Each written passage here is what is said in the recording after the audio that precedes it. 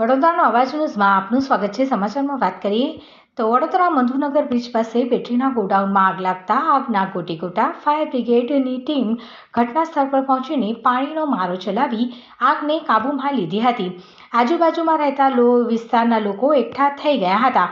કોઈને જાનહાનિ થઈ ન હતી। રેસિડેન્શિયલ એરિયામાં ગોડાઉનમાં સ્થાનિક રહીશોએ રજૂઆત કરવા છતાંય આખરે બેટરીના ગોડાઉનમાં આગ લાગતા સોસાયટીના લોકો ધાબા પર પહોંચી ગયા હતા। જ્યારે રહીશોનું કહેવું હતું કે આવું ગોડાઉન આ એરિયામાં હોવું ન જોઈએ। 4 થી 5 કિલોમીટર જેટલા અંતરમાં આગના ગોટેગોટા નજરે જોવા મળ્યા હતા। આપણી કામગીરી ચાલુ છે।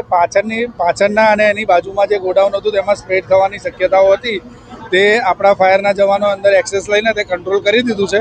હવે એને ફક્ત વધુ પાછળના ભાગમાં જે મકાનો જેવું મને જાણવામાં આવ્યું છે અત્યારે પહોંચ્યો ત્યારે, તો પાછળ ક્યાંય સ્પ્રેડ ના થાય તેની અમે અત્યારે કોશિશ કરી રહ્યા છીએ। અને બીજું કે ફોર્મનો મારો ચલાવીને પણ એનો કંટ્રોલ કરવાનો અમે સેકન્ડ પ્રયત્ન કરીએ છીએ।